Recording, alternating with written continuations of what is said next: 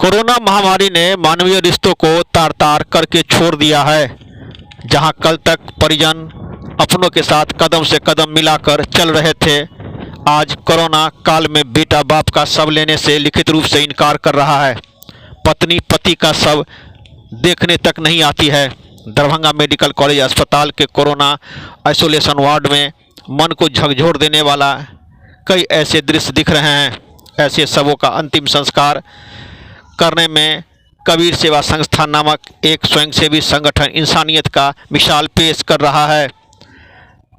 जहां कोरोना से भेंट चढ़े अपनों का शव छोड़कर भाग रहे हैं परिजन, कबीर सेवा संस्थान का जावाज करते हैं अंतिम संस्कार।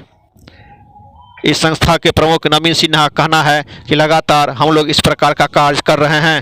वहीं दरभंगा के जिला पदाधिकारी डॉक्टर त्यागराजन एसएम ने इन संस्था के कार्यों के लिए इन्हें सराहना की है। दरभंगा दर्शन से मनोज झा।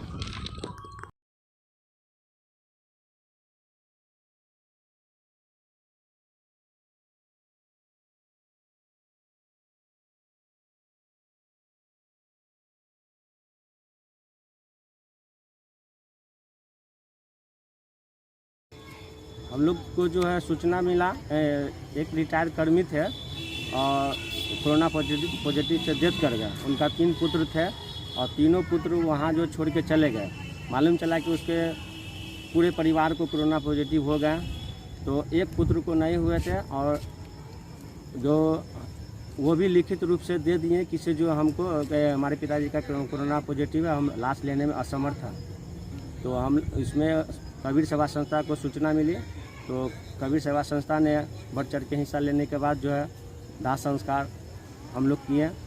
और सर वो पोस्टेड कहाँ थे, लेकिन रेल कर्मी थे, लेकिन हम लोग को उतना जानकारी नहीं था। लेकिन हम लोग को सूचना यही डीएम से मिले थे कि से जो है लवारिस लाश है, जो हम लोग उसको जाके जो है दाह संस्कार कबीर सेवा संस्था की ओर से किए थे। कितने पुत्र थे उनको? 3 पुत्र थे। एक पुत्र को सूचना मिला तो मोबाइल पे उससे बात हुई थी। बात होने का उसने अपना मोबाइल स्विच ऑफ कर लिया। उसके बाद लिखित रूप में दे दिए कि से जो हम लाश लेने में असमर्थ है। तो हम लोग को डीएम से जो है मैं सूचना मिली, तो हम लोग जाके उसको दाह संस्कार किए थे रात के 9 बजे। कबीर सेवा संस्थान 2014 से कार्यरत है, लावारिस शवों के लिए बना था। और ऐसी परिस्थिति में जब कोरोना का पहला शव 6 जून को पहला मुस्लिम शव था जिसको मिट्टी देनी थी, गांव में हड़कंप था, 48 घंटे तक शव था।